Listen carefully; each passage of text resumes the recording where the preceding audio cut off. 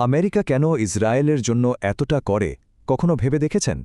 Billion billion ডলারের support, তাও আবার নিঃশর্তে। প্রায়ই তো দেখা যায় এটা তাদের নিজেদের স্বার্থ বা বিশ্বের মতামতের বিরুদ্ধে যাচ্ছে।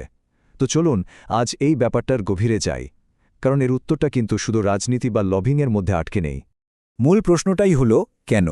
মানে যখন ইউরোপের সাপোর্টও ধীরে ধীরে কমে আসছে, তখন আমেরিকা প্রায় একাই ইসরায়েলের পক্ষে দাঁড়িয়ে আছে। একবার ভাবুন তো, নিজেদের দেশে মুদ্রাস্ফীতি, স্বাস্থ্যখাতের সংকট, এত সমস্যা ফেলে রেখেও ইসরায়েলের জন্য বিলিয়ন বিলিয়ন ডলারের চেক সই করে যাচ্ছে। এর পেছনের আসল কারণটা কি হতে পারে? অনেকেই হয়তো ভাবছেন এআইপিএকের মতো শক্তিশালী লবি গ্রুপের কথা। হ্যাঁ, তারা অবশ্যই এই গল্পের একটা বড় অংশ, কিন্তু পুরো ছবিটা কিন্তু এটা নয়। আসল চালিকা শক্তিটা হল একটা খুবই শক্তিশালী ধর্মীয় বিশ্বাস, যা আমেরিকার রাজনীতিকে ভেতর থেকে নিয়ন্ত্রণ করে। আর এই বিশ্বাসটার নাম হল খ্রিশ্চান জায়নিজম। আমেরিকার প্রায় 40% খ্রিশ্চান নিজেদের ইভ্যাঞ্জেলিক্যাল বলে পরিচয় দেয়। এরা বাইবেলের একেবারে আক্ষরিক ব্যাখ্যায় বিশ্বাসী, একটি বিরাট প্রভাবশালী গোষ্ঠী। আর তাদের বিশ্বাস অনুযায়ী যীশুখ্রিস্টের দ্বিতীয়বার ফিরে আসার জন্য কিছু শর্ত পূরণ করতেই হবে, আর সেই শর্তগুলো সরাসরি ইসরায়েলের সাথে জড়িত। ওদের বিশ্বাসটা কিন্তু বেশ জটিল, কিন্তু চলুন এই স্লাইডের ধাপগুলো ধরে ধরে বোঝার চেষ্টা করি। 1 নম্বর, ইহুদিদের অবশ্যই জেরুজালেম এবং ওদের ভাষায় টেম্পল মাউন্ট নিয়ন্ত্রণ করতে হবে। 2 নম্বর, আর এটাই সবচেয়ে বিতর্কিত অংশ, আল আকসা মসজিদের জায়গায় একটা তৃতীয় টেম্পল বানাতেই হবে।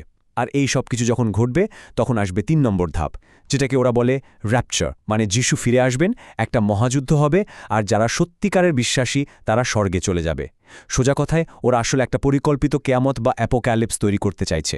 আমেরিকার একজন সেরা বুদ্ধিজীবী নোয়াম চমস্কি, তিনিও কিন্তু এই বিষয়টার উপরই জোর দিয়েছেন।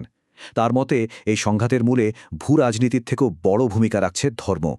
এই বিশ্বাসের জোরেই তারা অনেক মানবতাবিরোধী সিদ্ধান্তকেও সঠিক বলে মনে করে, কারণ তারা এর মাধ্যমে এক ধরনের ধর্মীয় গৌরব অর্জনের স্বপ্ন দেখে।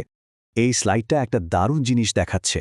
আমরা তো সবসময় এপ্যাক মানে আমেরিকান ইসরায়েল পাবলিক অ্যাফেয়ার্স কমিটির কথা শুনি, যেটা ওয়াশিংটনের সবচেয়ে প্রভাবশালী প্রো ইসরায়েল লবি হিসেবে পরিচিত। কিন্তু এখন সিইউএফআই মানে খ্রিস্টিয়ানস ইউনাইটেড ফর ইসরায়েলের মতো জায়নিস্ট খ্রিস্টিয়ান লবিগুলো, যারা ধর্মীয় কারণে ইসরায়েলকে সাপোর্ট করে, তারা কিন্তু এপ্যাকের চেয়েও অনেক বেশি সোচ্চার এবং শক্তিশালী হয়ে উঠেছে। ওদের প্রভাবটা এতটাই বেশি যে ইসরায়েলের কিছু চরমপন্থী গ্রুপ একটা বিশেষ কয়েন তৈরি করেছে, যেটাকে টেম্পল কয়েন বলা হয়। এই কয়েনের একদিকে আছে প্রাচীন পারস্যের রাজা সাইরাসের ছবি, যিনি বনি ইসরায়েলকে মুক্ত করে তাদের দ্বিতীয় টেম্পল বানাতে সাহায্য করেছিলেন। আর অন্যদিকে কার ছবি জানেন? ডোনাল্ড ট্রাম্পের। কারণ ওদের বিশ্বাস ট্রাম্প হলেন এই যুগের সাইরাস, যিনি তৃতীয় টেম্পল বানাতে সাহায্য করবেন।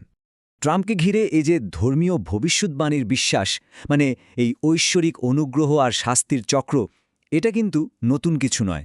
এর একটা ঐতিহাসিক প্যারালাল খুঁজে পাওয়া যায় বনি ইসরায়েলের দীর্ঘ ইতিহাসে। বনি ইসরায়েল বলতে মূলত নবী ইয়াকুবের বংশধরদের বোঝানো হয়, আর তাদের ইতিহাস বারবার উত্থান আর পতনের মধ্যে দিয়েই গেছে। এই টাইমলাইনটা দেখলে বনি ইসরায়েলের ইতিহাসের সেই উত্থান পতনের চক্রটা একদম পরিষ্কার বোঝা যায়। শুরুটা হয়েছিল প্রায় 1500 খ্রিস্টপূর্বাব্দে, যখন নবী মুসা তাদের মিশর থেকে মুক্ত করেন।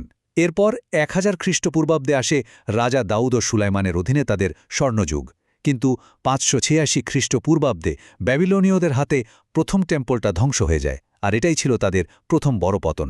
এরপর 539 খ্রিস্টপূর্বাব্দে রাজা সাইরাসের সাহায্যে আবার একটা নতুন শুরু হয়, কিন্তু সেটাও টেকেনি। 70 খ্রিস্টাব্দে রোমানরা তাদের দ্বিতীয় টেম্পলটাও ধ্বংস করে দেয়। আচ্ছা, ওদের এই যে দুটো বড় পতন হলো, এর কারণগুলো যদি আমরা স্লাইডে পাশাপাশি দেখি, তাহলে কিন্তু দারুণ কিছু প্যাটার্ন চোখে পড়ে। যেমন প্রথম ধ্বংসের পেছনে মূল কারণ ছিল মূর্তি পূজা আর নিজেদের মধ্যে বিভেদ, আর দ্বিতীয় ধ্বংসের সময় কারণ ছিল নবীদের প্রত্যাখ্যান করা এবং আধ্যাত্মিকতার চেয়ে সামরিক শক্তিকে বেশি গুরুত্ব দেওয়া। কিন্তু দুটো ক্ষেত্রেই একটা কমন ব্যাপার ছিল ঈশ্বরের আদেশের অবাধ্যতা আর নিজেদের মধ্যে একতার অভাব। আর এখানেই একটা খুবই ইন্টারেস্টিং ধারণা সামনে আসে। কিছু ঐতিহাসিকদের বিশ্লেষণ এবং তাদের নিজেদের ধর্মীয় লেখার ব্যাখ্যার ওপর ভিত্তি করে একটা থিওরি চালু আছে, যেটাকে অষ্টম দশকের অভিশাপ বা curse of the 8th decade বলা হয়। এই বিশ্বাস অনুযায়ী তাদের ইতিহাসে স্বাধীন রাষ্ট্রগুলো 80 বছর পূর্ণ হওয়ার আগেই নিজেদের অভ্যন্তরীণ কোন্দল আর ভুলের কারণে ভেঙে পড়েছে। আধুনিক ইসরায়েল রাষ্ট্রটা তৈরি হওয়ার পর ৭৬ বছর কিন্তু পার হয়ে গেছে। আর মজার ব্যাপার হলো তাদের প্রথম আর সবচেয়ে সেরা স্বর্ণযুগ মানে দাউদ ও সুলাইমানের শাসনকাল সেটাও কিন্তু মাত্র ৮১ বছর টিকেছিল। এই ঐতিহাসিক তথ্যের সাথে তাদের অষ্টম দশকের অভিশাপের ধারণাটা বর্তমান পরিস্থিতিতে একটা অন্য মাত্রা যোগ করে, তাই না?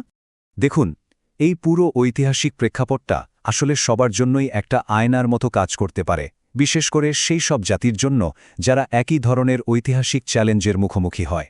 এখান থেকে আমাদের সবারই কিছু গুরুত্বপূর্ণ শিক্ষা নেওয়ার আছে। একটি হাদিসেও কিন্তু এই ধরনের একটা সতর্কবার্তা আছে যে পরের জাতিগুলো তাদের আগের জাতিদের ভুলগুলোই আবার করার ঝুঁকিতে থাকে। ইতিহাসে বারবার দেখা গেছে ছোটখাটো বিষয় নিয়ে বিভেদ, ঐক্যের বদলে দলাদলি আর ধর্মীয় আইনকে নিজেদের সুবিধামতো ব্যাখ্যা করার প্রবণতা এগুলোই পতনের কারণ হয়ে দাঁড়ায়। এই ঐতিহাসিক প্যাটার্নগুলো নিয়ে একটু ভাবার দরকার আছে। তাহলে প্রশ্ন হল, উত্তরণের উপায়টা কি? এই স্লাইডটা একটা পথের ইঙ্গিত দিচ্ছে, যাকে বলা হয় সফট পাওয়ারের উত্থান। ইতিহাস আমাদের এটাই শেখায় যে সত্যিকারের প্রভাব আসলে অস্ত্রের জোরে আসে না, বরং ছোট কিন্তু নিবেদিত একটা গোষ্ঠীও সমাজে বিরাট ইতিবাচক পরিবর্তন আনতে পারে সফট পাওয়ারের মাধ্যমে। আর এই শক্তিটা আসে প্রযুক্তি, অর্থনীতি, শিক্ষা আর উদ্ভাবনের মতো ক্ষেত্রে সেরা হয়ে ওঠার মধ্য দিয়ে। সুতরাং চূড়ান্ত শিক্ষাটা হল, সত্যিকারের এবং টেকসই প্রভাব জোর করে প্রতিষ্ঠা করা যায় না।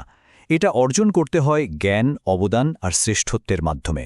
যখন কোনো জাতি মানব জাতির কল্যাণে অবদান রাখে, তখনই তারা আসল সম্মান আর প্রভাব অর্জন করে, যা যে কোনো সামরিক শক্তির চেয়ে অনেক বেশি শক্তিশালী এবং স্থায়ী।